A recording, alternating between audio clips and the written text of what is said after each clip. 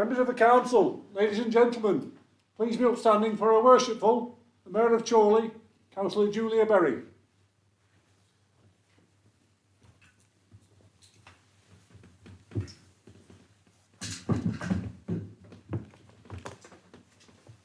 Welcome everybody, please be seated. Thank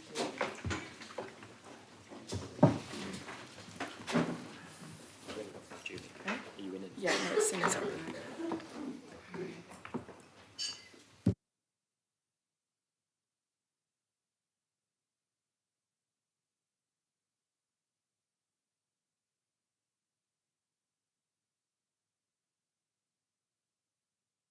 Councillor Julie Berry and I am the Mayor. We have some members joining us via Teams and the members of the public are welcome to observe the proceedings on YouTube. Due to regulations surrounding voting, only those members physically present are able to vote. However, if members at home would like to contribute to the debate, please use the raised hand function on your iPad. Thank you. For members in the council chamber, if you would like to speak, please raise your hand and I will invite you to speak. When you are speaking, please speak towards the microphone so everyone can hear you clearly. If anyone is having issues, please, that's with your microphone, please let Democratic Services know. Thank you. Sorry. Some housekeeping. We're not expecting a fire drill, so if the alarms sound, please exit the way you enter the building. Please ensure that any mobile phones are switched to silent. If the technology fails this evening, then I will adjourn the meeting only for a few minutes to try and resolve the issue. Let's hope we don't have anything happening tonight. Can I just ask about apologies? Thank you. We have apologies from Councillor Alex Hilton, Councillor Matt Lynch, who's attending a jigsaw board meeting. Thank you. Item 1, declarations of any interest. Members are reminded of their responsibility to declare any pecuniary interest in respect of matters contained in this agenda. Are there any declarations of interest? Okay.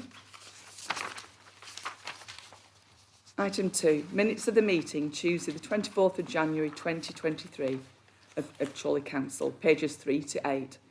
This item is for decision. Are there any issues to raise on the accuracy of the minutes, please? Okay, these have been proposed by Councillor Bradley and seconded by Councillor Wilson. Thank you, Madam Mayor. Can I propose that the minutes of the meeting held on the 24th of January be taken as a true and correct record? Thank you, Madam Mayor. Thank you. Seconded, Madam Mayor. All right, could I have a show of hands for, please? Against? Any abstentions? Thank you. The recommendation is the minutes of the meeting be approved. Item 3, mayoral announcements. I'd just like to refer you to sponsored fast for Ramadan. Councillor Asina Khan, Councillor Zara Khan and Councillor Samir Khan have kindly undertaken a sponsored fast for Ramadan to raise money for the Mayor's charity appeal. Their aim is to fast for a full 30 days for approximately 20 hours per day, starting from the 21st of March. This involves abstaining from any food and water during that time and no mean feat at all. All money raised will go to the Mayor's charity appeal in aid of Darien House Children's Hospice, Inspire Youth Zone, Headway Central Lancashire, Chorley Help the Homeless and Chorley Women's Centre. Sponsor forms will be circulated during the meeting and thank you for your support. Thank you. The Mayor's Charity Ball. Thanks very much to everyone who has booked tickets to my charity ball. If you haven't yet paid, please can you contact the Mayor's Secretary, Paula Brindle, as soon as possible to arrange payment. Thank you. Item 4, public questions. We have no questions submitted this evening. Item 5. This is our revenue budget 2023 to 24, medium-term financial strategy and capital programme 2023 to 2026. The main pack of this item is pages 9 to 138. To follow, you have pages 141 to 150 and an additional 2 pages 155 to 156, which is a proposed amendment.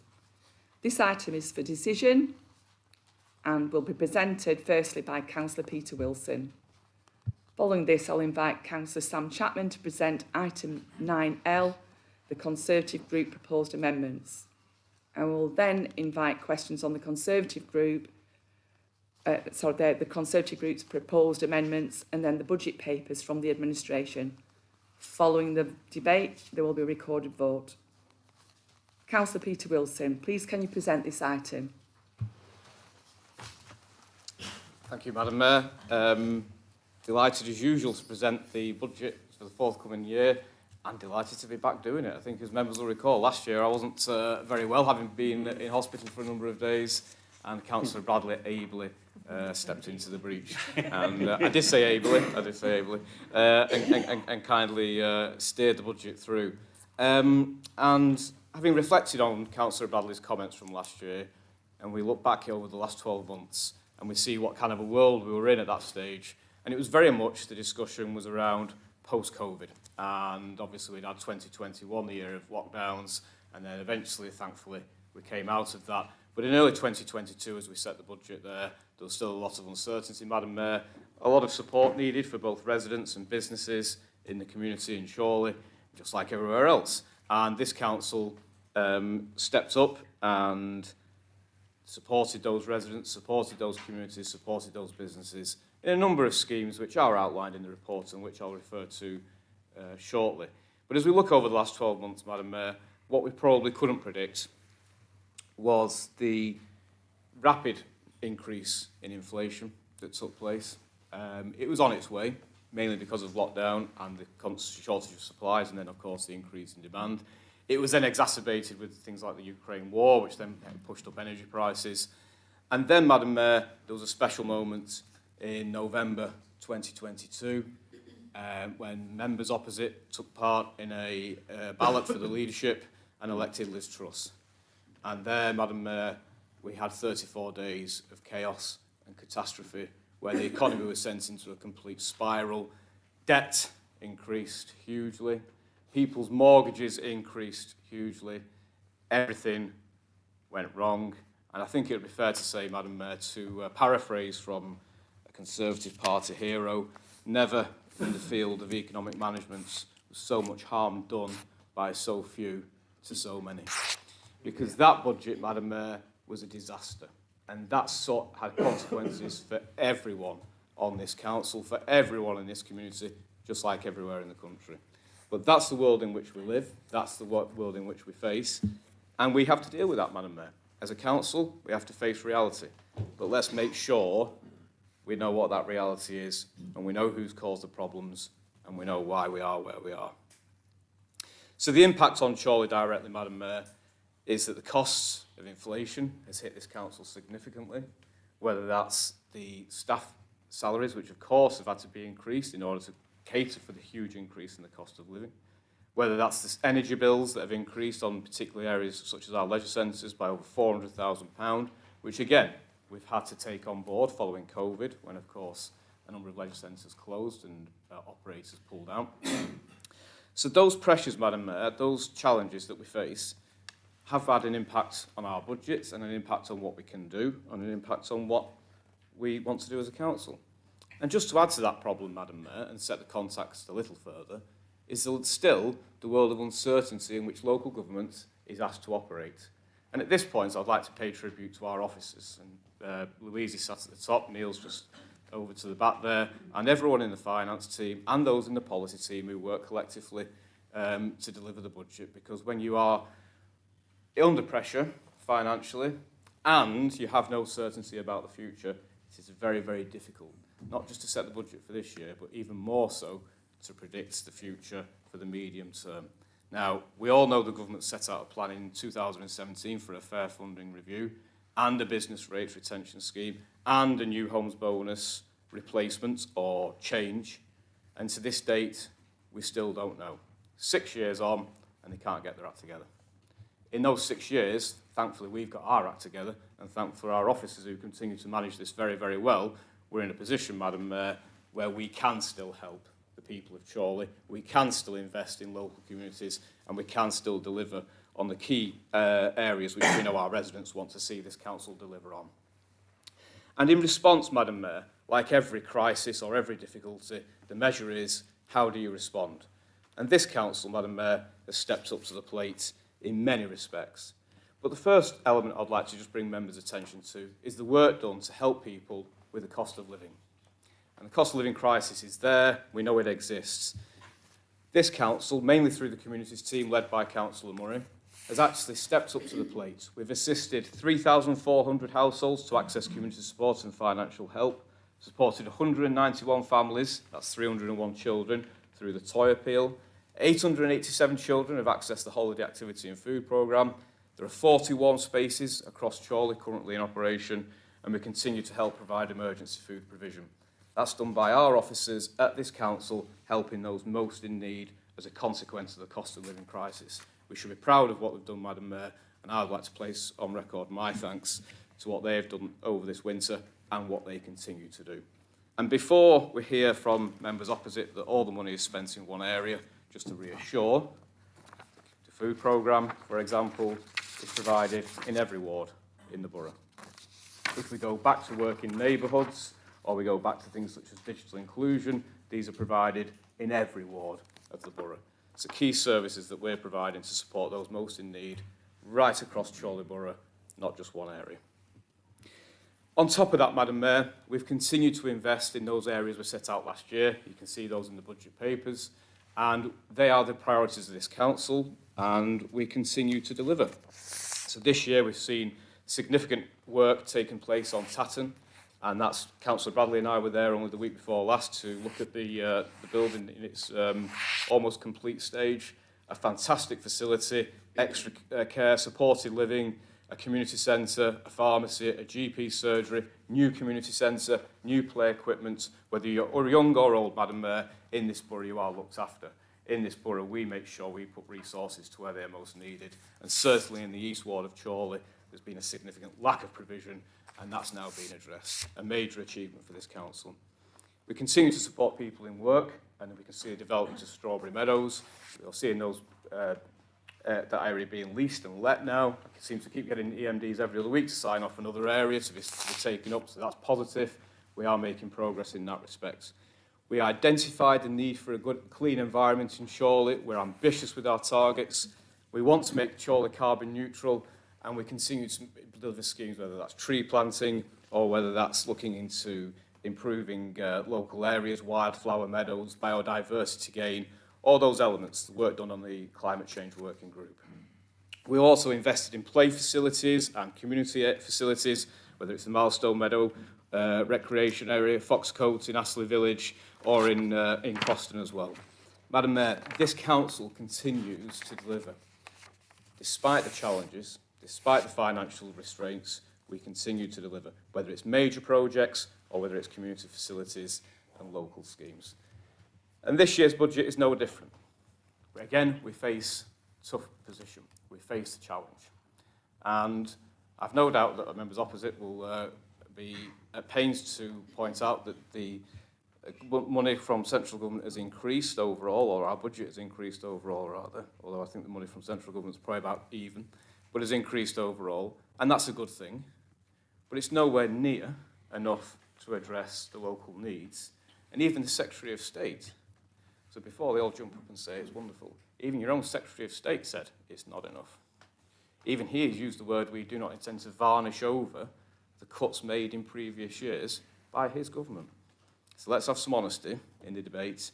We know there's been a real terms cut. We know inflation's rising very, very quickly, and we know that we've had to deal with that. But despite that, Madam Mayor, as I say, we continue to identify the key needs of people in Chorley and continue to invest in those areas. And that's why this year's budget programme includes measures to provide more affordable homes, to help support energy efficiency, people within homes. It continues the work in environmental improvements, whether that's tree planting, environmental charging points, or decarbonisation of this building and council buildings in their entirety. We look to support businesses through improved connectivity in rural areas. We continue to support businesses in advice, in skills and jobs. And we also support families, and we look to ensure that people can live safely in their own communities. So, Madam Mayor, this year's budget, once again, is ambitious, once again delivers on the corporate strategy priorities we set out in November, and once again ensures that Chorley is a great place to live and to work and to visit. And that's our ambition, Madam Mayor, to make sure that we can achieve all those things despite the constraints placed upon us and the difficulties of the modern world in which we live. But we do have to have one eye on that future, Madam Mayor. And I would encourage members to read, if they've not read, the medium-term financial strategy, which sets out how we intend to bridge the budget gap of the future, because there is a gap. We can balance the budget this year, but there is a gap of £500,000 for next year at the moment, projected gap, and that rises to 1.4 million for the year after. That's a significant hurdle, and that's why we set out 3 methods to try and address that. 1 is increasing revenue from our assets, and 2 is to improve efficiency in the way that we work, and 3 then, of course, Madam Mayor, is the other improvements that we see from, let's say, potential other means of joint working or future models of working for the council itself. So we always aim to be ambitious, Madam Mayor. We know that we have to have a balance of savings, efficiency gains, improvements in the way we work, and in increasing revenue streams. But without those, Madam Mayor, we would be stood here talking about cuts. Cuts to services and cuts to staff. Cuts that we don't want to make and we will not make. We said when we came to power, we will not be here to manage decline. We have not done that in the last 10 years. We have grown, we have succeeded, we have been ambitious. Despite the constraints placed upon us, we will continue to be ambitious. We will continue to support the most vulnerable. We will continue to provide jobs. We will continue to make Chorley a great place to live, work and visit. But Madam Mayor, like everything, sometimes that involves difficult decisions and it involves a balance. And that's why we propose the increase of 1.99% in council tax. We could have increased it further, but we didn't want to. But we have to have one eye to the future. And if you don't increase council tax this year, it's not just the money that you miss this year, it's the consequent roll-on effects year on year. So it's trying to strike a balance to recognise that people are struggling, not ask them to pay too much, but at the same time, have an eye to the future to make sure this council is financially sustainable. Because only by being financially sustainable, Madam Mayor, can we continue with this impressive investment programme? Can we continue to support the people who need it the most? And I'm proud of what this council does. I'm proud to present this budget, Madam Mayor, and I urge all members to support it. Thank you. Thank you, Councillor Will. To ask Councillor Chapman to propose the amendments, but could I please ask Councillor Bradley if he wishes to second the item prior to debate? I'd be delighted to know, Madam Mayor. I'm very happy to second that. I was particularly glad that Peter was here this year, as you can imagine, because I'm not sure how able I was, but he's told me where I went wrong, so I'll practice for the next time I have to cover for him. So yes, I pay, along with Peter, pay thanks to our officers and the rest of the group in Peter's team and everybody who's inputted into the budget papers we've got in front of us. Very comprehensive budget papers as usual, like you would expect, and I can only echo Peter's comments about where some of our problems have come from. Not only did the government shoot themselves in the foot, they then turned the gun round and shot themselves in the head along with the rest of us, unfortunately. We get a lot of criticism in this council chamber for debt, and Peter's quite correct. We are amateurs, Madam Mayor, when it comes to racking debt up compared to what the government did last year for this country. We are seeing, Madam Mayor, a lack of investment. You can see it out there in the infrastructure of this country from the centre. We are trying to put a finger in the dike for Chorley to protect us from that, which is why a large chunk of our budget now comes from sources not related to council tax and not related to government grants, etc., because we cannot rely on that money anymore, Madam Mayor, and we can't keep asking the people of Chorley for yet more money. So we are facing underinvestment, and we see that continually, Madam Mayor. Many of the duties undertaken by others, the government, county council, etc., particularly, but even this council service is affected by that long-term erosion of investment. And we can't even replace, Madam Mayor, the European investment that used to come in. Very little European investment into Chorley, but even that hasn't been sorted out, and we left a number of years ago, but yet still we are getting less than we got previously, with less impact and less effect. And how do we know this, Madam Mayor? It's not just these members in this council chamber saying it. Externally, we have businesses saying it. I've had the pleasure of meeting lots of Chorley businesses over the last 3 to 4 months, along with the leaders of South Ribble Council, some joint working with businesses across South Ribble and Chorley. They all complain about a lack of investment. They all complain about a lack of consistency from the centre. They all complain about flip-flopping and moving goalposts. They all complain about the government making life difficult for them to operate, them to make money, and them to employ people. We try to do something about that, but we have limited powers to do that. But what we have to keep is focused on what businesses are telling us. We also have to keep focused, Madam Mayor, on what our workforce are telling us. Our workforce have gone through some major changes over the last few years, and myself and Councillor Paul Foster had the delight last week of attending the Unison AGM meeting, but it won't be a surprise to members in this chamber to know that our workforce is not entirely happy. Why? Because they are facing the cost of living crisis that Councillor Wilson refers to, and the impacts of that lack of investment. We are doing what we can.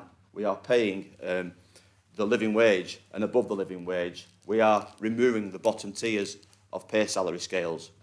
But again, we are putting a finger in the dike because they can see that investment is being cut across the country. And they were very clear, Madam Mayor, that we should send a message to these councillors here and to the government that they want to see a change. And then the third group, Madam Mayor, apart from businesses, apart from our workers, and I'm sure councillors in this room have an opinion, is the voters, Madam Mayor. I had the delight last week of being with Councillor Clifford and Councillor Whittam up in Clayton Woods, and a lady whose door I knocked on and spoke to about problems up in that area. I asked her how she voted.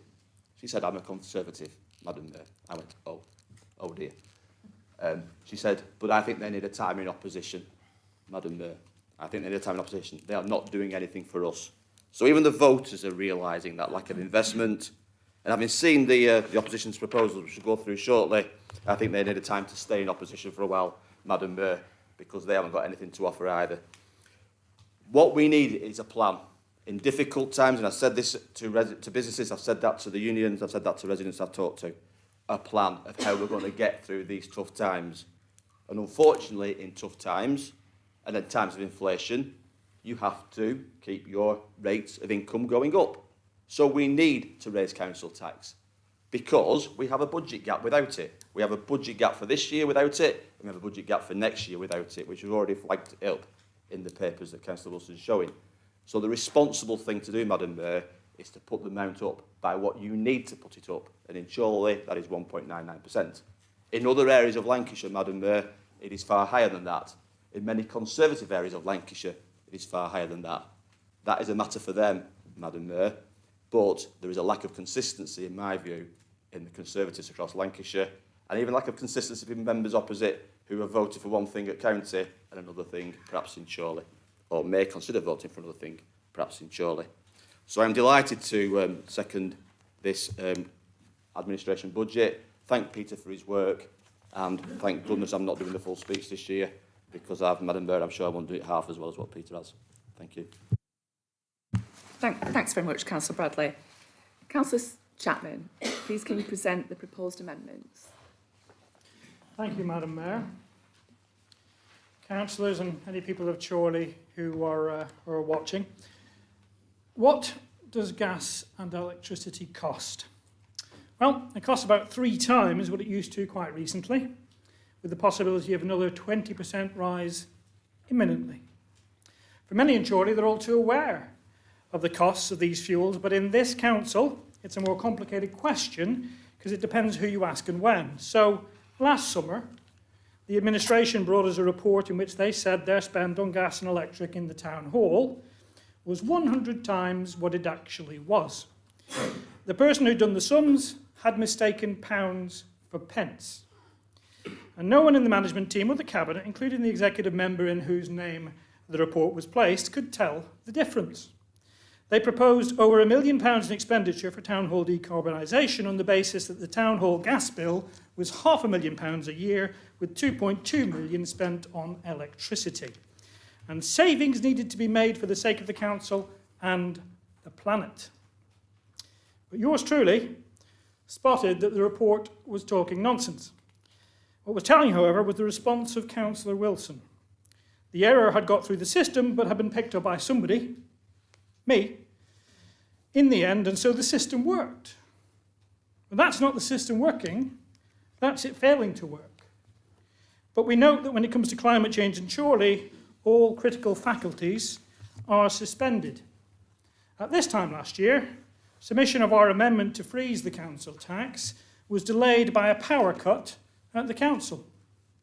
Perhaps Councillor Bradley will remember that I began my speech by asking him if he had paid the Lecky bill, and he confirmed he had.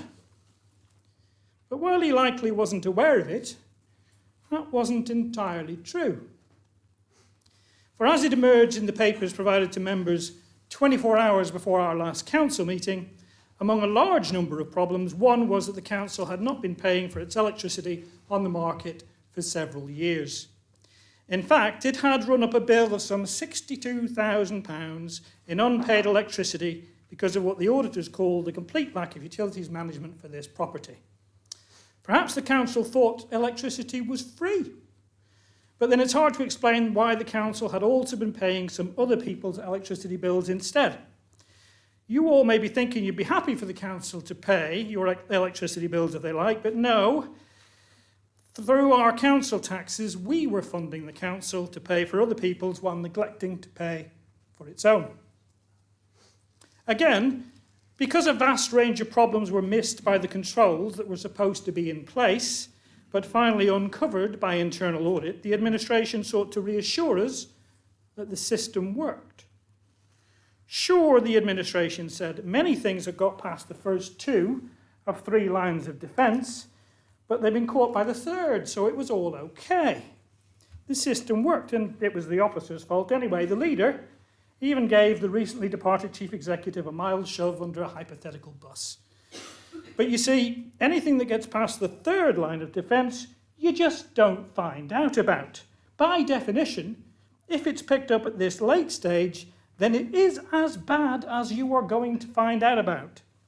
I find it curious that the Labour Party blames ministers if a civil servant overspends on a credit card, but then the Labour Party fails to take responsibility for the chaos inside the council it has been running for the last 11 years.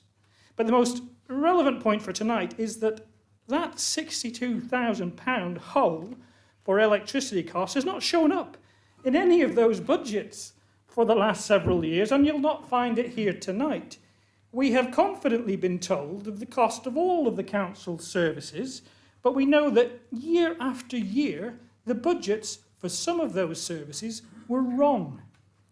And we're expected to believe yet again that the council has now got its house in order and can be trusted with the taxpayers' money. And so the council comes tonight again with a begging bowl, asking local people not only to cough up the same amount as in previous years, but also 160 odd grand more. And this time they say, trust us, we need it to save the world. Yet when the council asked local people to comment on their budget proposals, they came back with 3 key messages. Don't raise the council tax, don't spend it on affordable housing, and don't spend so much on climate change. Little do they know that you're not actually building any more affordable homes, you're simply putting the council's logo on affordable homes that will already be there and would have been delivered by somebody else at cost to them. You've set aside £2 million in your budget for that kind of thing. £2 million you do not have, and you'll have to borrow. In a very real sense, taking on debt in order to take credit for houses you did not build. But I digress. For the 2 other things that people told you are linked. You can safely spend less on climate change and use that to not raise the council tax and not raise the special expenses. But as we'll probably see later tonight, you won't. Instead, you charge taxpayers in many areas of the borough extra amounts in special expenses. And when we asked what this was for, we were told it was for cutting the grass. And having established that habit, you then decided to not cut the grass, but to keep every penny that you were charging for it and to ask for more. And why won't you cut the grass? Allegedly, for biodiversity. It's about saving the planet, so don't ask questions. So let's look at the Climate Change Reserve and what it's in there for. The last report that listed spend to the Climate Change Working Group, which was in September, said 147,000 was unallocated. 157,000 had been spent, but another 260,000 had been added on. And in tonight's budget, it says at page 39, you hope to have 615,000 in the reserve at the end of March. Now, I know that reserves are often for a rainy day, but it looks like you're waiting for the climate to change before using the climate change reserve. And what's it for? Well, 260,000, which is more than the amount covered in our amendment, was just added in last year with little explanation. The Climate Change Working Group papers don't break it down much, but they say it's for green bus stops, canal towpaths, EV charge points and cycle parking. Let's look at a couple of those. Green bus stops, what are they and how do they reduce carbon emissions? Well, they're bus shelters, which in the place of a regular roof, they have basically a massive plant pot, which is designed to hold wildflowers and sebum and to attract insects and particularly pollinators. So when you want to catch a bus, you're invited to stand or sit underneath a shelter, which is literally designed to be covered in creepy crawlies. And whilst you're there, you can calculate your chances of being attacked by a visiting swarm of killer bees, courtesy of the council.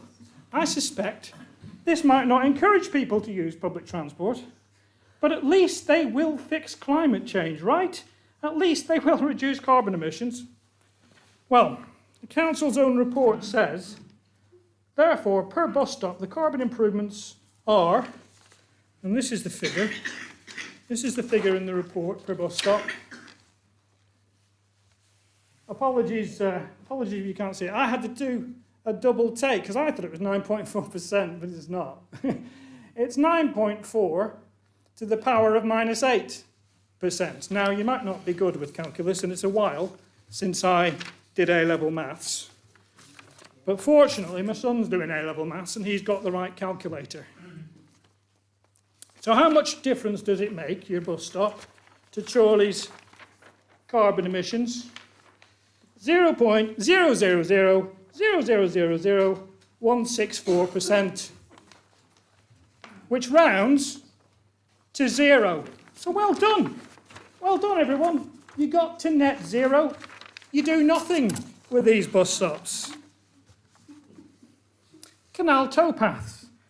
It's been a while since canals generated significant carbon emissions. As I understand it, the canal network was very useful for transport, maybe 150 years ago, but it's since been eclipsed by rail and road. We're not going to save much carbon there. Maybe if we tart up the paths, more people will use them, but I doubt it will take many people off the roads, and to be honest, they look just fine to me, the towpaths. So once more, I suspect the effect on carbon emissions is net zero. It ought to have been enough that local people were struggling with energy prices and the wider cost of living for you to freeze council tax this year. You didn't need the money last year. You don't need it this year. You offer poorer services every year and you charge more for them. When you're failing to spot problems in reports, when you've got officers ignoring your policies, when you're not taking responsibility for the council's failings, but instead are entertaining vanity projects like Lowe's under the cover of climate change, it is you who are not taking the matter seriously. And you are basically saying that we have money we don't need. We don't need to spend this money. We don't need to take it off the taxpayer, but you're going to do it anyway. So freeze the council tax, freeze the special expenses, and get your own house in order before taxing other people's. I beg to move. Okay, Councillor Cullens, would you like to second this item before debate? Thank you very much, Madam Mayor. And in rising to second our amendment, I'd just like to reflect on one or two things that were said a little earlier. And almost every budget, year in, year out, we get the standard response of the Conservative government of what they've actually done and how the problems are. I'd just like to remind the Labour Party that history tells a story. And that story is that every Labour government has had unemployment higher when they left than when they started. That's fact. Unemployment is now at record lows. So that's a result of a Conservative government. You also mentioned that there's been a series of problems. Financially, we could not agree more. And in rising on this, there's a lot in your budget that we support. But one of the things that both Councillor Wilson and Councillor Bradley said is that we can't keep asking the people of Chorley for more. but you just are doing. You're asking them to pay more. And we think at this time, it's, people are struggling with the cost of living, and as such, that a freeze on council tax would be the right way to go. We believe that that should come out of the particular budget we've said, but if you could look at an alternative to that in where the underspends, we would welcome that. We would welcome a freeze on council tax for the residents of Chorley. Now, you mentioned that other councils, what they're raising. Could I just remind you also that the nearest council to us are proposing a 0%. Wyre Council, the Conservative Council, 0% rise. So the opportunity is there. It shows that councils can do it, and I urge this council to do it. I think one of the things that was very much raised around as well is that as far as your budget's concerned, about government grants. And you mentioned the officers, and I'd like to praise the officers as well, in a lot of the hard work they've done on the cost of living. The food grants and so on. Absolutely superb, the way they've administered them, and I agree with you, right across the borough. It's not just been a town centre, where they've been supporting the food grants, etc. But what I would say, remind you of all those are government money, government grants given to this council to distribute. So the support for the people of Chorley comes from this government. So I would implore you to support this amendment. I think we've got a fantastic opportunity to send a message to the people of Chorley that we are more than helping them. And I second this amendment. Thank you, Madam Mayor. Thank you. Please can I now invite questions on the Conservative Group proposed amendments? Anyone wish to speak? Councillor Clifford. All I can say is I'm glad I haven't got your nerve in my tooth. What a load of cobblers. Absolute cobblers. Now, there are members of Lancashire County Council on those Tory benches there who were absolutely banging the tables for a 3.99% increase only a few weeks ago. They were shouting it must be done, we've got to do this, But these same councillors stand here now saying, oh no, we need a 0%. Now, with the council tax budget, once you get your council tax bill, where does the lion's share go? Lancashire County Council. So when you have a 3.99% increase there, then that's where most of it goes. Chorley is a tiny amount, but you want that to be 0, but you don't want it, you want that larger share for Lancashire. Now, actually, I can remind the members on the Conservative benches what happens when you actually don't go for an increase when you should have done. So 10 years ago, under Jeff Driver, there was a minus 2% council tax rise, a bribe for the electorate. Now, Councillor Chapman, I can see you said you've sorted all these problems, you found all these problems. Wonderful electoral speech you've done. But actually, that, by not the rise in the council tax, raising the council tax at the time, has cost the people of Lancashire £280 million. It is £280 million, Madam Mayor, that Lancashire would have now if it wasn't for Jeff Driver and your type of thinking that you can just bribe people. Didn't work then, it's not going to work now. I mean, the whole green thing with you. Just last week, I had to say, do you know what? I don't believe there's a green bone in your bodies. And I thought, should I really say that?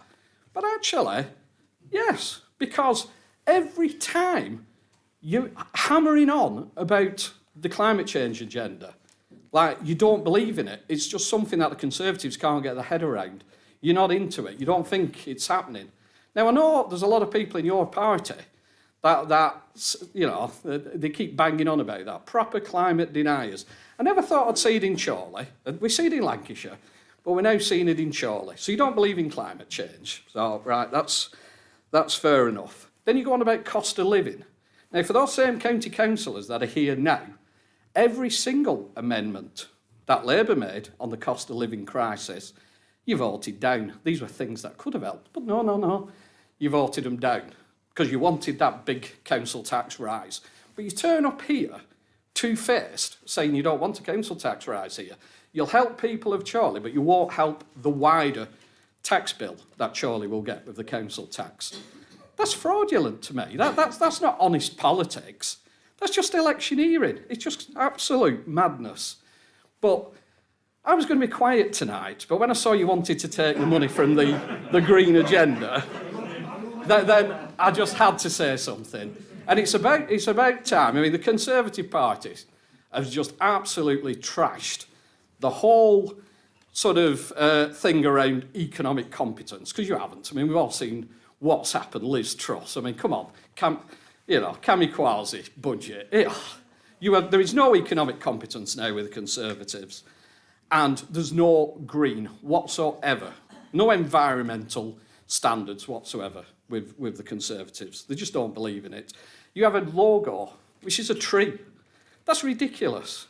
I think it more should be a swivel-eyed loon, because you're just not into the environment. Be honest with people. Just be honest. You don't believe in it. It's sad, it's shocking. And the people of Chorley, do you know what? They don't believe a word of you. They don't trust you. And come this May, you'll be gone. Thank you, Madam Mayor.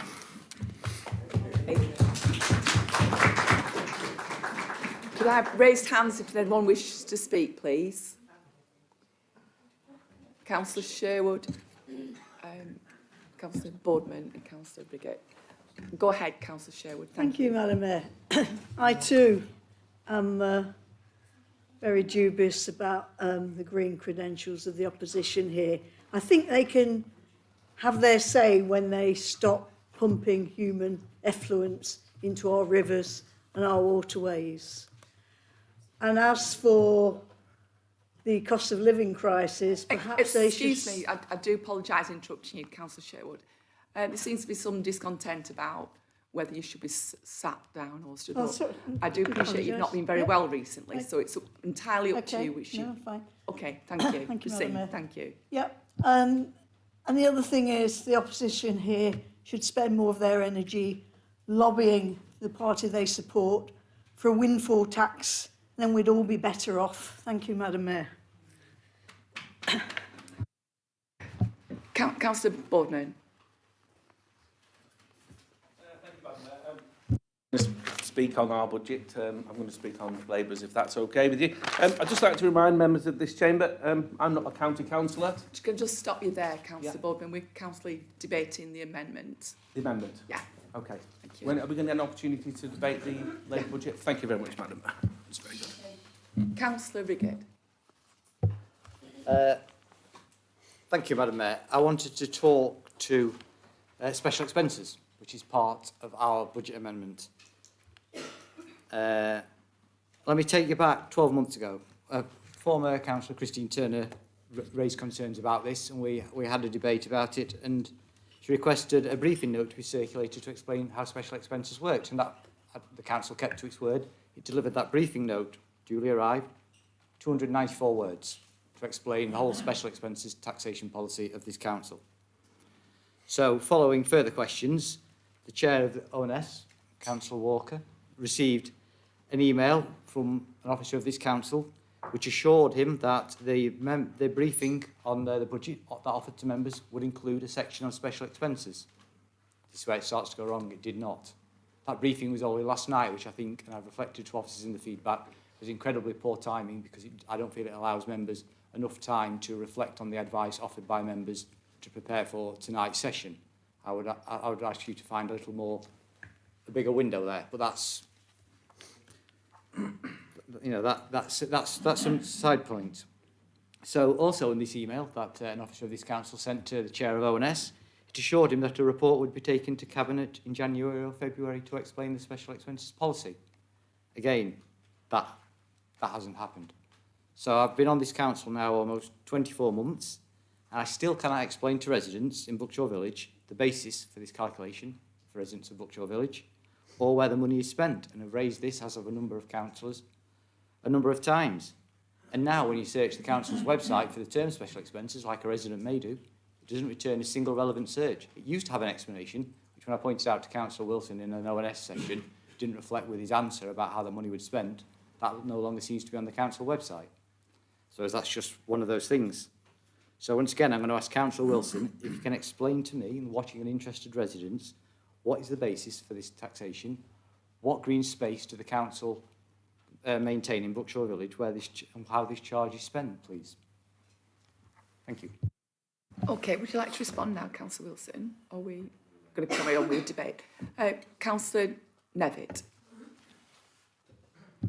Yeah, thank you, Madam Mayor. I'll try to be brief, and what a tough act to follow. I mean, two speeches from the Conservative front bench, very much setting the tone for May's elections. Quite frightening, really, to be honest. You know, I mean, we see a Conservative budget amendment, half a side of A4 in a 140-plus page document. Frankly, I think it's an insult to the people of Chorley who expect accountability, they expect opposition.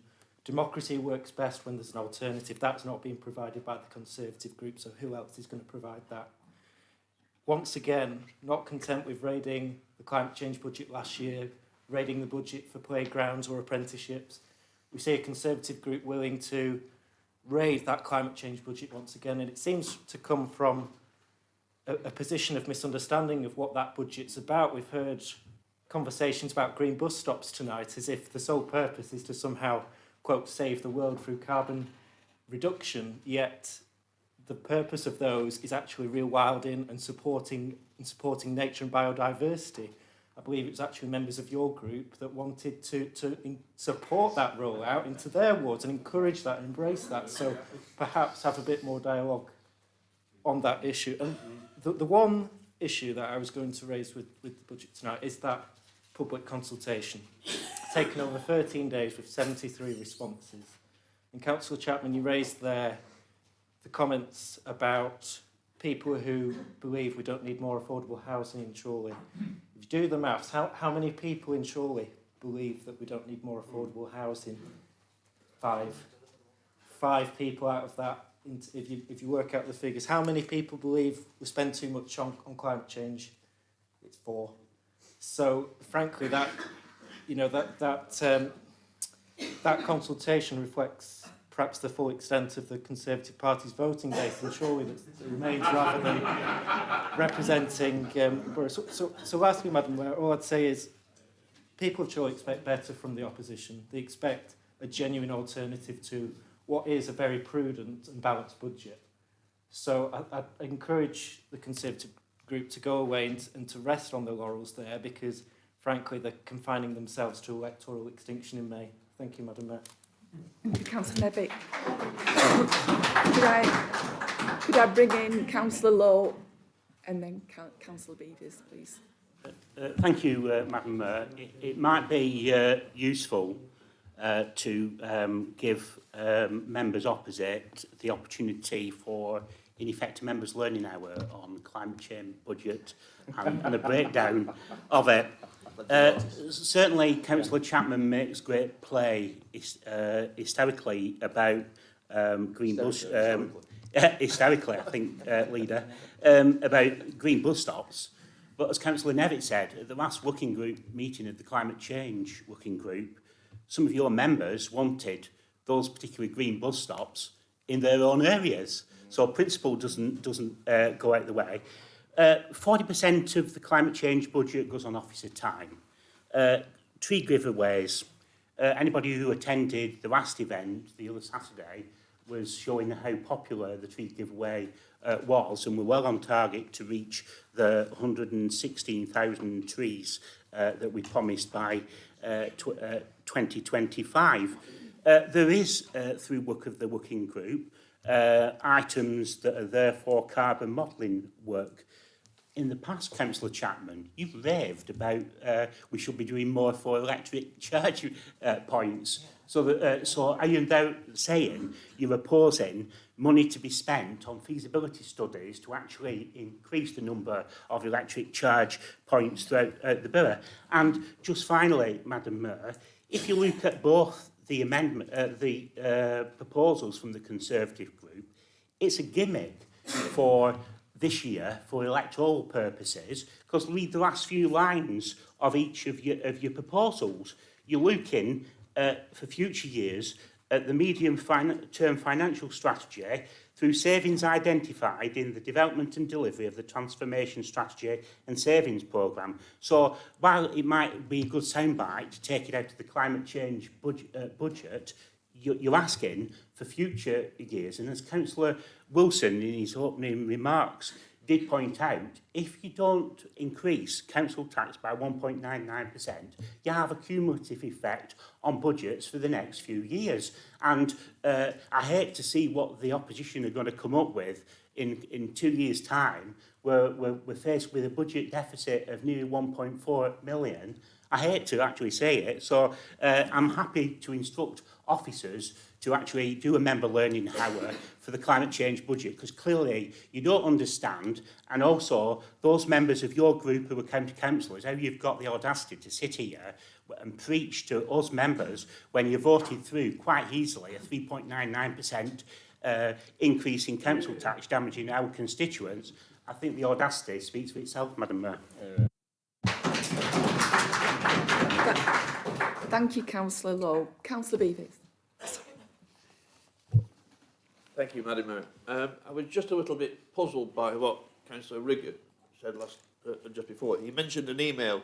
Now, he may have seen the email since last night's meeting and today. Fine. But he mentioned that last year he asked about the special allowances and an explanation. Why didn't you ask last night? You could have asked last night about what them special allowances were about, but you didn't. So you're sniping across the chamber now, when you could have asked the very people at the time. Thank you. Thank you. Can I see any hands for more people to speak?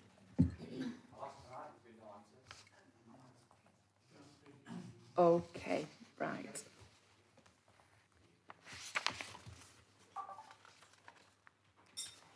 Can I now invite questions? Sorry, you want to answer? I'll just couple of comments, Madam Mayor. Firstly, Councillor Rigger, I'll come back to your point in the next section, as it were, when we're doing our budget, because obviously that really question is about our budget rather than Councillor Chapman's amendments, if that's okay. Madam Mayor, I think a lot of members have covered it about the issue about the green agenda. I think Councillor Nevitt quite rightly, and obviously as a member of that committee and someone who actually takes an interest and understands it and has been there, understands what the Green Bus Stops outline to achieve, and pulling out a piece of paper about what the difference it makes to carbon neutrality when it's not even designed to deal with carbon neutrality is just a pointless exercise, but very amusing. I did enjoy it, Councillor Chapman. So my point really to make there is that, I mean, a number of issues were raised. As I say, I think most of them have been covered. My only point to Councillor Chapman is, if we supported your amendment, Councillor Chapman, tonight, that's an amendment to our budget. So I assume that despite all your grandstanding, despite all your claims of incompetence, of wrongdoing, of mismanagement, of wrong priorities, that if we took that amendment, you would happily vote then for the rest of our budget. So everything you oppose, and no doubt everything you're all going to ask about in a very short while, about what you don't like, you're all sitting here tonight 100% willing to vote for.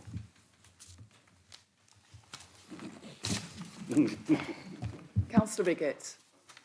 Thank you, Madam Mayor. Could I, well, Councillor Wilson confirmed he would answer it in the next section. As our budget amendment includes a freeze on special expenses, I would appreciate if you could answer it in this section of the debate instead, because it was relevant to that point.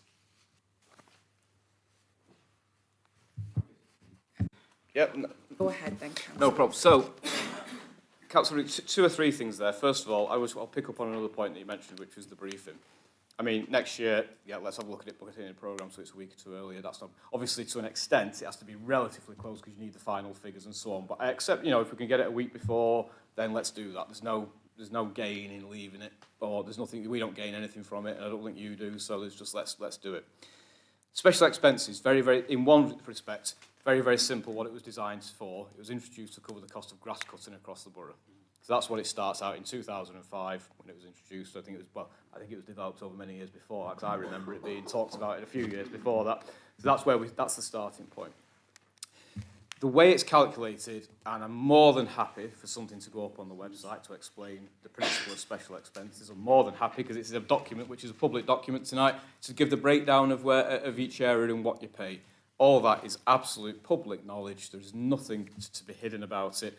The very, very simple fact of the matter is it is a very, very complex thing to actually drill down to in terms of quantifying each area, simply because every area has different elements of grass cutting to be done. Not just verges, like Councillor Chapman tried to claim that we don't now cut, or we only cut 1 metre off. It's all areas, it's playing fields, it's areas that we maintain in housing estates, or let's say open spaces, playing areas. Everywhere there's grass, there's areas of maintenance. But when the team's down there, of course, they might repair a fence. Well, is that part of the special expenses? How much of the fuel that they drive there with, do you put that down? So there is some element of subjectivity to this. There always will be, there always has been.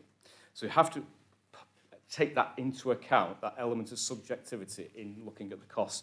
But the fundamental principle is, obviously, the wages of the staff go in, the costs of the vehicles, the maintenance of those costs, the fuel, the cost of the actual grass cutting, made more complicated if you've got a number of small patches of grass. Because if you've got small patches of grass, you have to drive to each one, get out with a handheld mower, do it, particularly if it's on a slope, perhaps you can only use a strimmer. If it's a big area playing field, you're on a sit-on mower and you just go up and down and it's a lot quicker. So in effect, that's actually cheaper by the yardage. But ultimately, to answer your question, Councillor Rigger, it is worked out basically on a square meterage of grass cutting in the area that we're talking about. So that's the principle of it, but you've got all those other factors to take into consideration in working out the sum total of your costs.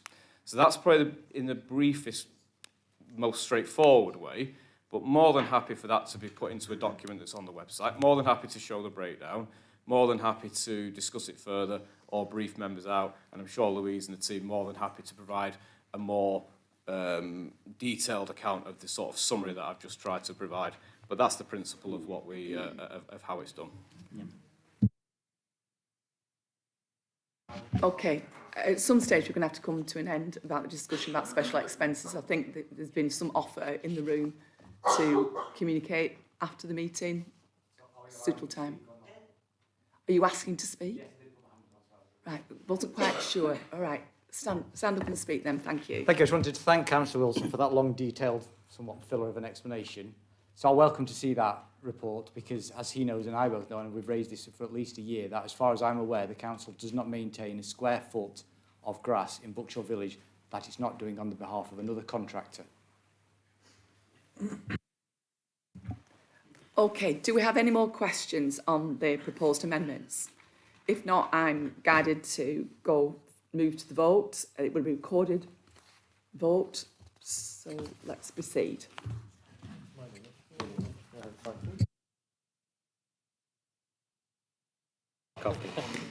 Okay, Councillor Ainsworth, this is for the amendment you're voting on.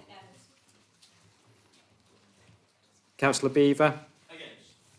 Councillor Boardman. For. Councillor Bradley. Against. Councillor Chapman. Surprise. Councillor Clifford. Against. Councillor Alan Collins. For. Councillor Magda Collins. For. Councillor Derbyshire. Against. Councillor Gordon France. Against. Councillor Margaret France. Against. Councillor G. Against. Councillor Howarth. Against. Councillor Idden. For.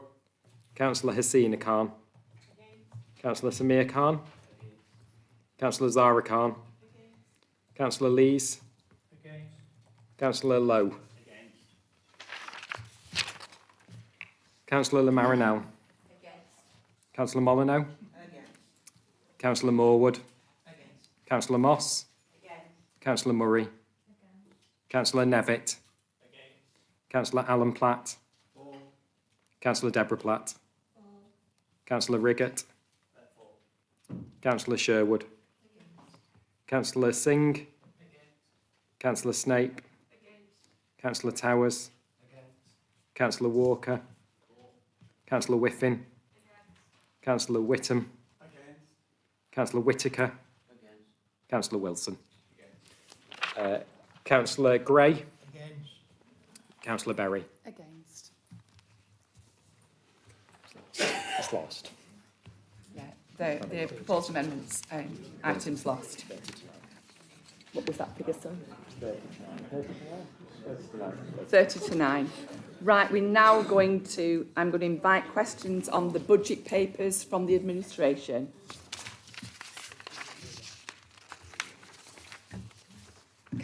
Councillor Boardman.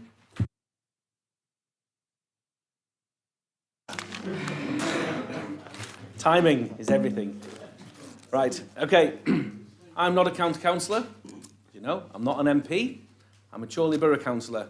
And quite frankly, every time I come to this chamber on this meeting, I'm fed up of hearing about the government, Lancashire County Council, and everybody else that's not in this room tonight. So I just want to bring it back to the room. We're all Chorley Borough councillors. Some of you are Lancashire County councillors, none of you are MPs. Okay? You cannot change what the MPs vote for. You've got your side, we've got ours. But I'd just like to get it back to Chorley matters. So I'm going to try my best, if that's okay. Okay, so, questions. Councillor Bradley tonight was quoted to say that the government, they do not, and we cannot rely on government contributions and grants to this council. That's a first statement. But just looking at your figures, and the figures that are in the documentation, the first one I'm going to mention is the Rural, I can't even read it now, Rural England Prosperity Fund. Now this is exactly levelling up. Something, a fund that some of your councillors haven't even got a clue we received a penny on as of last night's meeting. £599,000. I'm going to ask Councillor Wilson to explain to me later what they're actually going to use that for within this budget. The UK Shared Prosperity Fund. Great fund. Oh, sorry. First figure was 400k, Councillor Wilson. I'll take that back. UK Shared Prosperity Fund, 599,000. Again, levelling up fund. Just like to ask Councillor Wilson to explain what's in that one as well. We then have a minimum guarantee grant of 1,146,000. Okay, a business rates retention scheme, which is a government scheme, retaining this council 2,982,000. A government Section 31 grant, which we all know is for this council to deliver services, 3,234,000. And it goes on. Business rates exception, payment to this government, to this council, 261,000. New homes bonus reduced, as we know, 297,000. And council tax, brought in directly from the people of Chorley, 7,607,000. The government grants in this budget equate to 9,500,000. That's simple maths, okay? On a budget of 15.8 million. The rest being made up, the majority of the rest being made up of council tax. How can this government not support this council? So, explanation please on the 400k and the 599, because as far as I can see, that's perfectly good levelling up money. If that's okay with you, thank you. And I just reserve the right to ask another question. Thank you, Madam Mayor. Okay, Councillor Wilson. Happy to reply. Firstly, to cover Councillor Bradley's comments in the as he seconded the report, Councillor Boardman, the key word there in his phrase about not relying on government funding. Why can't we rely on it? Because year by year, we don't know what it's going to be. Year by year, occasionally we get these grants. Well, as the leader of Bolton Council said, Conservative, I've got all this lovely, wonderful levelling up money, one for a new park, which I believe is going to be a fantastic development in Bolton. He said, but I've no revenue budget to maintain it after we've built it.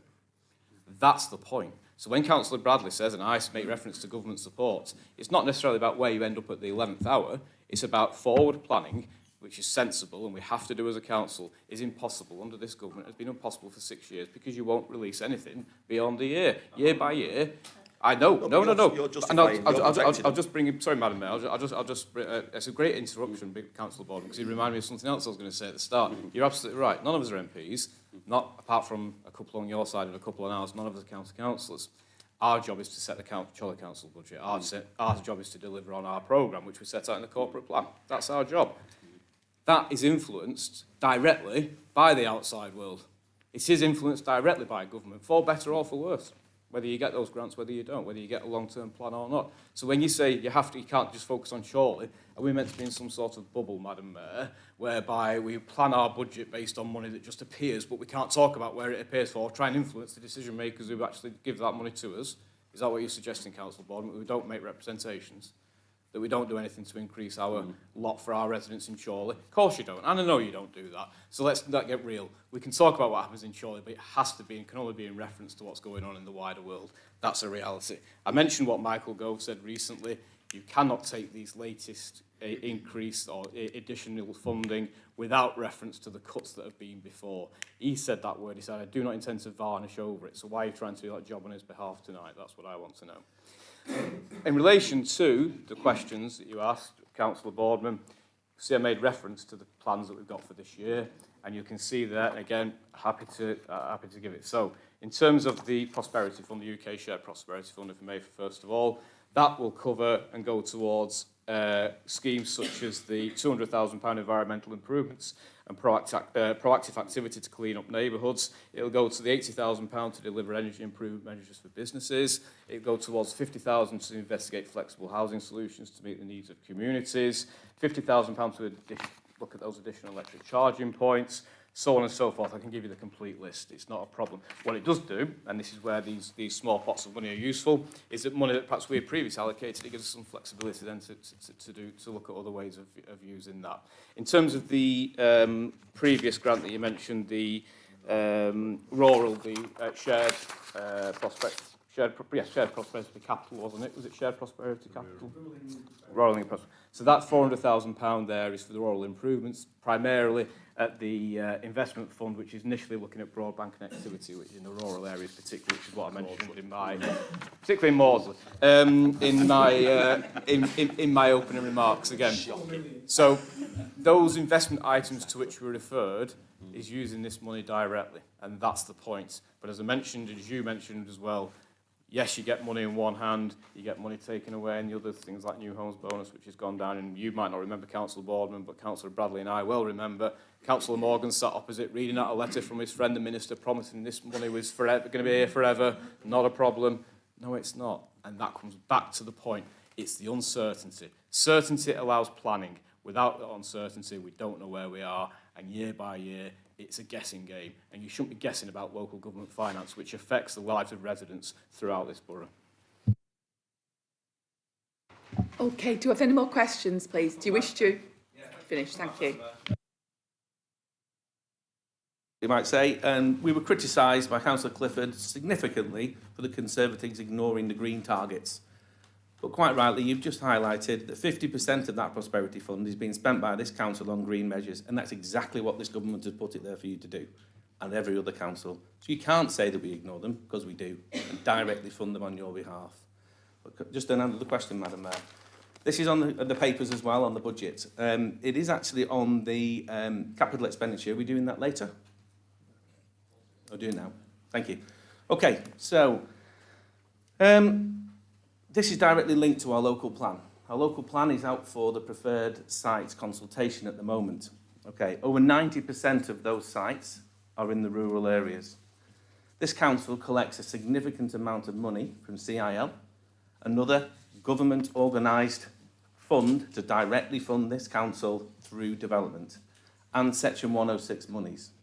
These are very large sums of money that come in from every new build housing development. I'd just like you to, anyone in the Labour group, to look through your documents and tell me any investment project in the next 4 years that's going to be spent and utilised in the rural areas where the majority of this SIL and 106 is going to be generated. Okay, thank you, Councillor Boardman. Councillor Wilson. Sorry, could I just clarify, Madam Mayor? Does Councillor Boardman mean, in terms of investment, using the money from SIL back into those areas, or just generally where we're invested into rural areas? Sorry, Madam Mayor, you've got an investment strategy in the documents. I was trying to look through that to see where the investment was in the rural areas. It's directly funded by SIL and 106. Councillor Bradley. I'll let Councillor Wilson refer to where that money is invested, but I think you're under a misapprehension, Councillor Boardman. The SIL money and 106 comes from sites that have been developed, not those that are going to be developed. So therefore, the money that's currently being accrued from SIL and Section 106 monies tends to be primarily in Clayton-le-Woods and Whitley Woods, because that's where a lot of developments took place, and Buckshaw, which which is Exton, partly non-parished and partly Whitley Woods, and South West Chorley. So there are the areas that generally are newly aware, because we've done it before, certain amounts of SIL money and 106 money have been ring-fenced for geographic areas, which is we can't spend it anywhere, it's spent in those areas. It's tied to that. Some of it is for wider infrastructure, and I can see Councillor Riggle working out, because some of it's for wider infrastructure and it's not limited, and some of it is limited. So where it's come from and it's limited, it is. So, for example, there's money put aside for all kinds of things that has benefited all kinds of communities in those areas. But you are presumably referring to, because we have this discussion at many meetings, define a rural area. Is Clayton-le Woods a rural parish or an urban parish? It's increasingly urban because there's a lot of houses built on there, and therefore there's investment in there that is coming from that SIL and community money, much of which goes through the parish council. I'm confused by your premise. Confused by many things tonight, Madam Mayor. Okay, Councillor Wilson, are you able to Yeah, I mean, respond? as Councillor Bradley just said, I'll just probably end up repeating what Councillor Bradley said. In terms of SIL contributions and the future, you're absolutely right. As those come in, and as we get the SIL, then obviously that will come to the issue of where do we then reinvest if that money goes back into the areas from where those houses are being built. But as we said, that's not the case at the minute, because those houses haven't been built in those areas. As we know, we've done our very best actually to defend those areas, despite what you may think. Particularly having still gone through 2 public inquiries to defend house building in Eccleston as one of the areas, Whittle and in Coppell. So I probably know more than most about trying to defend rural areas from being developed. In terms of the SIL in those areas, 2 things. First of all, it's being used into things like, if you remember, Councillor Boardman, the Whittle GP surgery. So there's an example of where we use SIL to fund a project in the area. Significant amount of house building in Whittle, as Councillor Walker and Riggett and others know. Significant issue with a very poorly accommodated GP's practice, and we did something about it using that money, which is quite right. And it works. It works for the residents and it works for us. So I think we have used the money from developers in the areas where that development has taken place as best we can. I accept the challenge for the future will be, as and when that money comes in, if those developments go ahead, where does that money go? And that's something we'll no doubt debate in the future. Just to come back, thank you, Madam, very quickly. I have to be very quick, Councillor Thank you, Boardman. I've got thank you, Councillor Councillor Whittaker Wilson. waiting. And I'm looking at Councillor Whittaker behind you, and I really hope, Councillor Whittaker, that when the houses go up in Eccleston, Maudsley, Bretherton, Croston, Heskin, that you'll lobby and lobby for this investment within those areas, because I might not be here to do that, but Councillor Whittaker will. Councillor Whittaker. I'm grateful for an invitation from Councillor Boardman to speak. Makes a change, doesn't it, listening to some of the nonsense that's come across from that side today. But just talking about CIL, a significant amount of CIL, has been said, goes to the parish councils. And in Eccleston, there is in excess of £40,000 in the balances, waiting to be spent on projects. £40,000. Now, Eccleston Parish Council will no doubt be considering some of those things for money for buildings that have been built. And when we get, unfortunately, the other 100 and odd houses built in Eccleston, which nobody wants and nobody needs, then that will come with some more CIL money, and we'll have to see what it gets spent on that. There's projects in Maudsley, I'm sure, that Councillor Boardman knows, and it'd be interesting to know what amount of money Maudsley Parish Council has got in their balances. No doubt he'll tell me afterwards. Thanks, Chair. Mayor, Mr. Mayor, Madam Mayor. Thank you. I think you're very, yeah. I'll move on. Councillor Riggett and then Councillor Deborah Platt. Thank you. Thank you, Madam Mayor. And I really appreciate Councillor Bradley inviting me to ask him how much SIL and 106 money and etc. his Buckshire Village has generated and how much this council has spent. But I think we've had that conversation and we know the answer is not a defendable position. So I'll move on to what I intended to speak to. Both Councillors Bradley and Wilson tonight have spoke to national issues, admittedly with a bit less shouting and finger-wagging and Boris references than Councillor Clifford managed a couple of weeks ago at County Ormond's budget speech. I mean, perhaps Councillor Wilson needs to be looking over his shoulder in this chamber if anti-government bluster is the new standard for leadership in this council and the Labour Party. But getting to my point on tonight's comments, you both referred to the level of government debt and the performance of that, and we'll have our views on that, as we always do. But given that the latest World Bank data says that government debt interest payments represents about 6% of government revenue spending, I wonder if Councillor Wilson could confirm to Council what this council's position is on that. I think we call it capital finance net revenue stream, to use the terminology that your officers would use, and how those compare. Thank you, Okay, Madam Councillor Mayor. Wilson. So very, refer Councillor Riggett to page 75 of the budget there. You can see the exactly that. Sorry, maybe not. If we go back to start on page 72 rather, and then through to page 75, you can see the capital financial requirement. You can see that our borrowing is not at that level, that we under borrow in that sense, and you can see that the income generated from our assets primarily, and obviously from government funding, you can see there on page 75, tells us that the that the budgets come in at about 18% of our directorate spending, so significant income generation. So while we talk about the debt and we talk about borrowing, let's look at what it actually brings to the council, because that's the key to this, isn't it? We don't borrow just for the sake of it, we borrow for a purpose, and the purpose is to provide services or to support particular schemes, whether it's Strawberry Meadows or whether it's Tatton or whether it's previously things like Market Walk, and that brings in revenue, and that's the most crucial bit. So we do very well, because as it points out in the report, and again, very, very clear to see that you can see on the bottom of page 74 as well, we make a profit, and we actually, after we've paid off the borrowing, paid off MRP, this council's in profit from our investments. So while the borrowing goes up for next year, because we know it goes up, and it goes up there in the projections, as you can see there, the borrowing cost, then it plateaus out by 25, 26, that we continue to make an income from that. So I think this position is very sustainable, it's sensible, it gives us the ability to deliver, and it also gives us an income. Thank you. Can I invite Councillor Deborah Platt to speak, please? Thank you, Madam Mayor. I just wanted a clarification on the word significant on SIL. SIL is 100%. Significant is 85%. 15% is minimal or small. So when you say a significant amount comes out to the parishes, it doesn't. A small amount of the 100% comes out to parishes. 85% is left with council, as in Chorley, Chorley Council, to divide up and to choose. So if I could just see if all the councillors understand that it's 85% here and 15% out. Okay. Yep, absolutely understand that. No, you do. You got to appreciate the significance of significance. Council, I think Councillor Whittaker's comment though is valid in one respect, whether you use the word significant or not. £40,000 in a parish council is a pot of money to be used and to be invested if necessary. So it is money there that needs to be tapped into for local schemes. I agree entirely with what you just said, Councillor Platt. I'm sure you would agree that 75% as opposed to 11% is significant as well. Just like 75% of council tax that the Tories put up by 4% compared to 11% of council tax that we pay to Chorley, which has gone up by just 2%. Okay.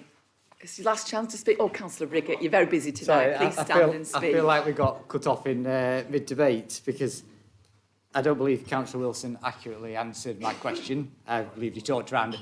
So I believe, if I understand, at the bottom of page 71, this council currently spent 17%, so £1.06, paying back debt interest, and that is forecasted to increase to 21%, £1.05 in the next couple of years, by which point debt may be well over £100 million. Yes, generating a net income, but significantly reducing. So I'm just inviting him to comment if government is performing so poorly but paying 6% debt interest, how is bigger better in this case if you're at 17 and aiming for 20? I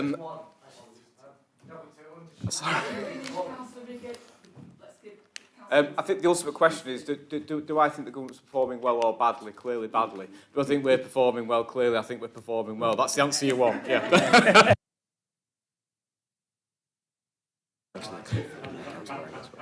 Okay, I have indication of two more councillors wishing to speak. Is anyone else wishing to speak after these two councillors? I've got Councillor Clifford and Councillor Ainsworth and Councillor Magda Cullens. Councillor Clifford. Thank you, Madam Mayor. I didn't expect to be actually speaking in this second part, but I thought I would. Councillor Boardman sort of said something that made me may I actually get to my feet and want to speak about this. Do you know what? I'm proud of this budget. I'm proud to be Labour. Our administration is wonderful, and the majority of Chorley residents know that, and that's why they vote Labour. They don't vote Conservative. It's an excellent budget, but the bit that got me to my feet is when you mentioned the government. And I know you said you didn't want to hear about the government and you're getting fed up, but you mentioned government money. Now, I'm proud to be the member responsible for environment and green space, working with my colleagues as well, Councillor Law, who's the cabinet member for climate change. The money allows us to put right the wrongs of the Conservatives. So we've heard from Councillor Chapman and his lovely graphics before, but he completely got the wrong idea, as you've heard, about the green bus stops. Now, it is all about increasing biodiversity. If you just look at it as carbon sequestration, then yeah, very little. I'm not going to disagree with that, but it's the biodiversity. And why are we increasing biodiversity? It's because there's an enormous fall in the number, a huge number of our pollinators have disappeared from our environment. But we have a Conservative government who votes for nanocides. These are the exact bee-killing chemicals that are killing all of our pollinators. So I'm proud in Chorley to be trying to reverse the effects of what the Conservatives do. And it's similar to what we can do in the wider environment as well. When the Conservatives vote to carry on pumping raw sewage into our rivers, so you mentioned the government gives us a bit of money to help with the environment. I'll tell you something, they're doing a darn sight more damage. So roll on 2025 and roll on this May as well. Thank you, Madam Mayor. Okay, Councillor Ainsworth. Thank you, Madam Mayor. I just want to raise this with members, and it's a positive thing with this budget. Agenda page 52, paragraph 36. Through effective management of its budget and investment in income-generating projects, Chorley Council has been able to maintain one of the lowest levels of council tax in Lancashire, the second lowest in the whole of Lancashire, and that is a really good achievement of this council and its administration in these tough times. Thank you. Thank you, Councillor Ainsworth. Councillor Magda Kilns. Thank you, Madam Mayor. And not a question, just an observation. And I could be wrong, because I do live with my husband. I was surprised that during the discussion on the amendment that affordable homes were mentioned, but they're not actually contained in the amendment.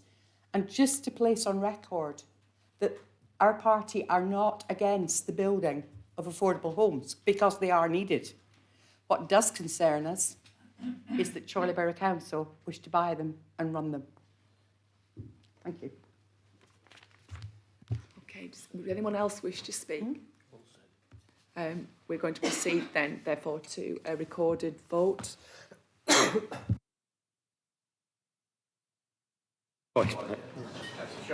Just joking, I'm ready now. Councillor Ainsworth, this is for the substantive motion. Councillor Ainsworth. Councillor Beaver. Councillor Boardman. Councillor Bradley.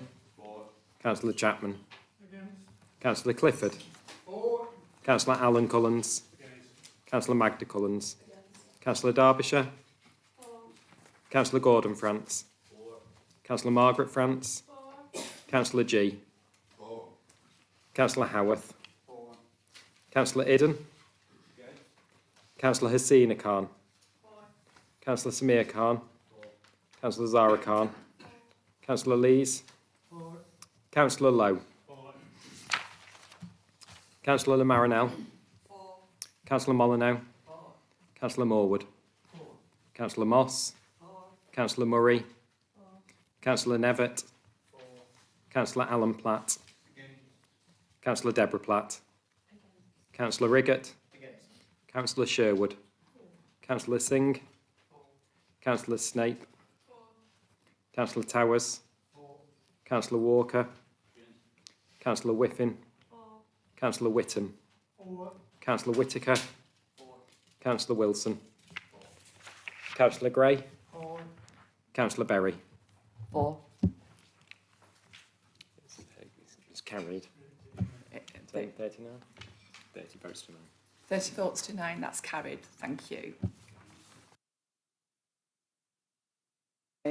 Sorry, let's go back. Bear with me. Item 6, any urgent business previously agreed with the Mayor, notice of motion to follow, which is on pages 151 to 152. I accepted this as an urgent notice of motion on the basis that it is time constrained. This item is for decision. The enclosed notice of motion has been submitted by Councillor James Nevitt. Please can you present this item? Thank you. Yeah, thank you, Madam Mayor. I'm sure we're all quite tired, so I'll endeavour to be brief. As you commented on there, this was obviously very time constrained. You know, National Eating Disorders Week doesn't always check its diaries with when budget day is, so it was important to bring this to this meeting.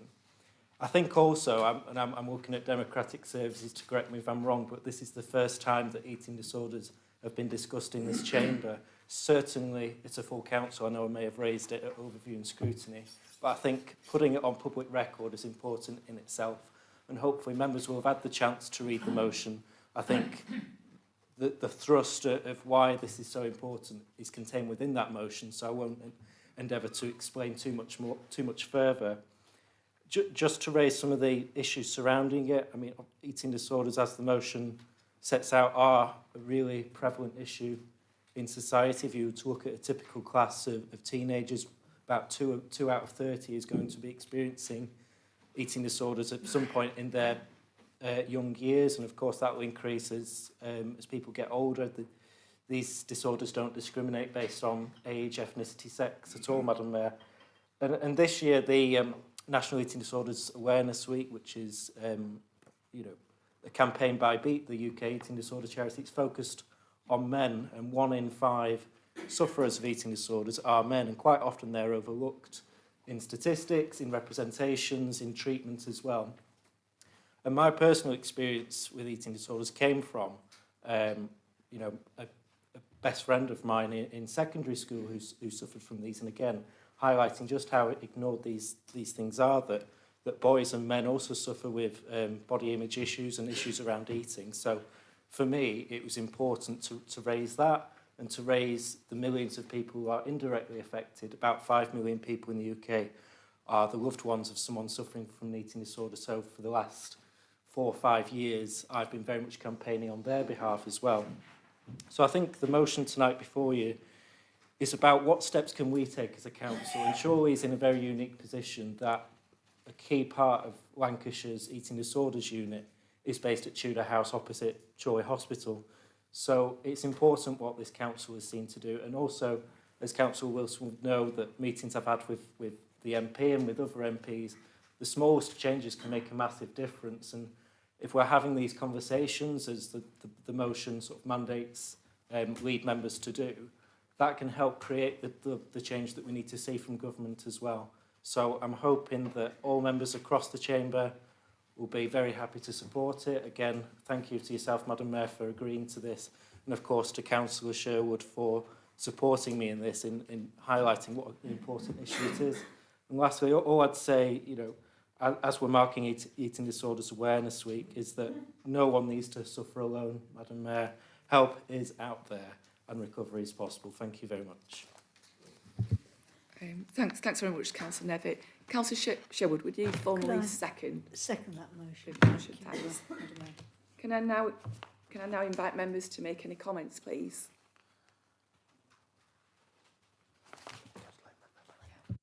Councillor Michelle Lemarmel, thank you. Madam Mayor, thank you for allowing me this opportunity of addressing you and my fellow colleagues in this my maiden speech to Council and as the appointed mental health champion. Madam Mayor, I am moving an amendment on behalf of the Labour Group in relation to the notice of motion submitted by my colleague, Councillor James Nevitt.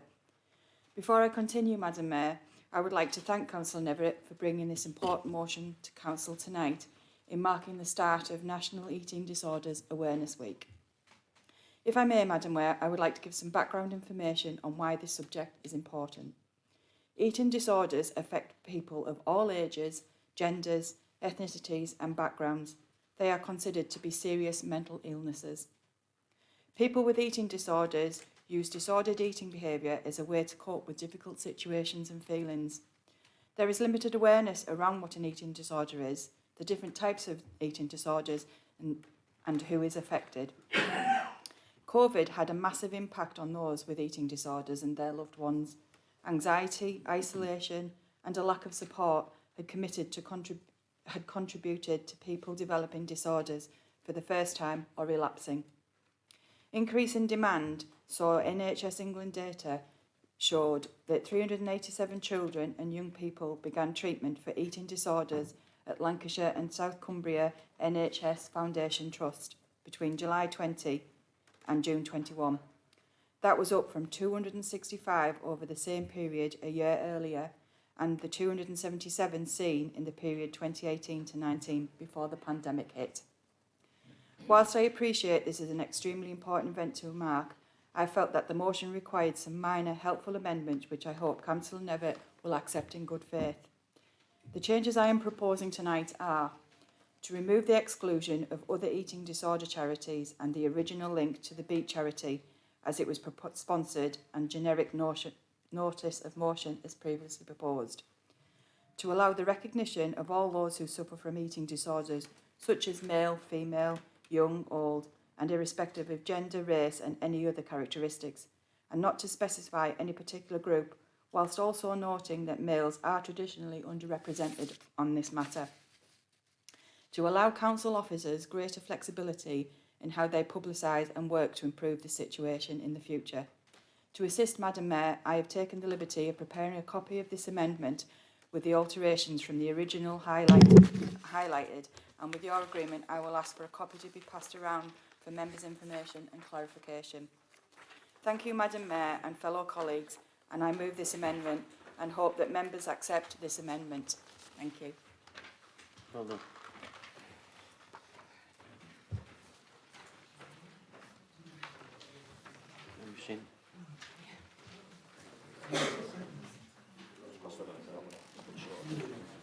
We've got some, I think. Some more coming. If anybody wants any. Well, pass them on, I think. In case you haven't got enough. I'll just give you a couple of minutes to note the changes to the...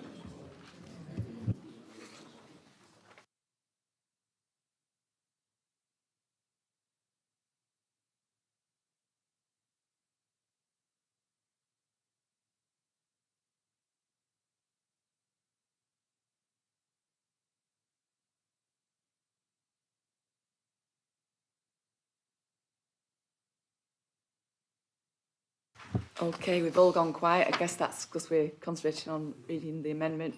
Do we have a seconder, please? Councillor Margaret France. Thank you. I'd like to formally second the amendment.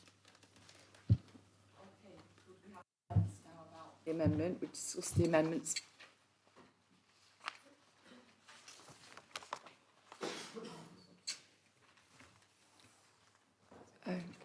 Councillor Derbyshire.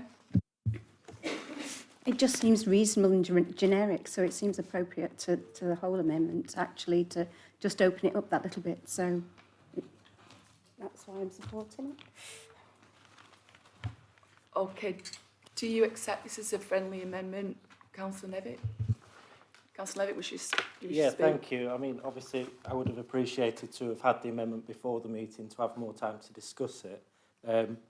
And I was a little bit concerned about some of the comments that were raised there, but if we're looking at the proposed amendments in writing, I can get behind most of it. Perhaps in that first line of amendments, removing the reference to BEAT completely, even though it's BEAT that set up the National Eating Disorders Awareness Week, is perhaps not the most advisable of routes. I very much take a route where we could say that BEAT is just one eating disorder charity, but to erase them completely from the motion. And, you know, like I say, they're the ones that created this campaign, and they're the ones this year that are raising the profile of men. And as I say, with the rest of that amendment, I can very much support it, but perhaps just a slight tweaking of the wordage at the top there.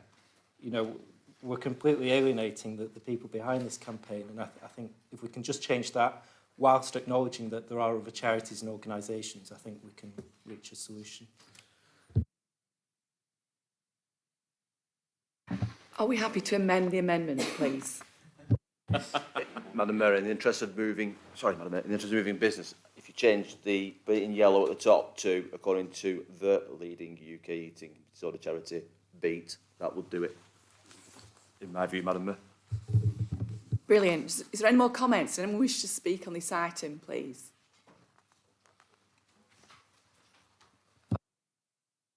I'll just get clarification on what we voted on now.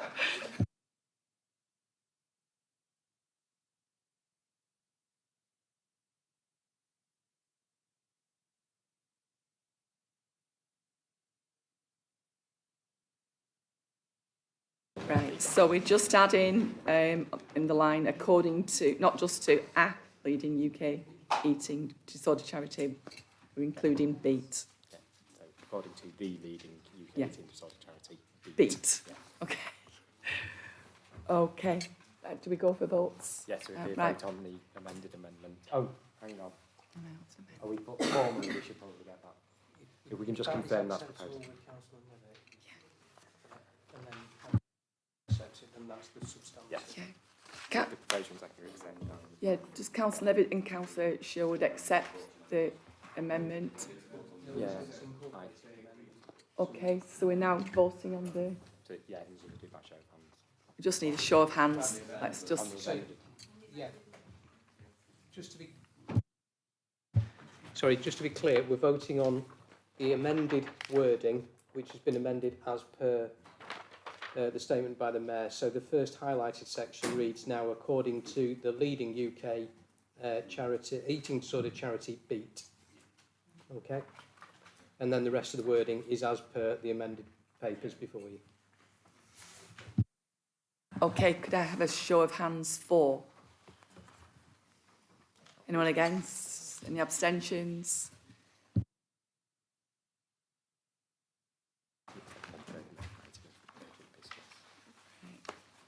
Sorry, I'm lost. So that motion is carried. That motion is now carried. We're now moving to any urgent business previously agreed with the Mayor. We have one item, committee appointments. I've accepted this late item, and this item is for decision. Councillor Bradley, please, can you present this item? And Councillor Wilson is due to second prior to debate. Thank you, Madam Mayor. Can I propose just a change of committee membership? So it's a change on the Equalities Forum to replace Councillor Alex Hilton with Councillor Michelle de Marinel. Thank you, Madam Mayor.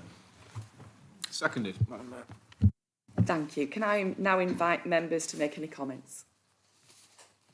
All happy? Right, so we accept the proposal. Could I see a show of hands for? Any against? Any abstentions? Excellent, that's carried. I have no further urgent items. I now declare the meeting closed, and thank you very much for your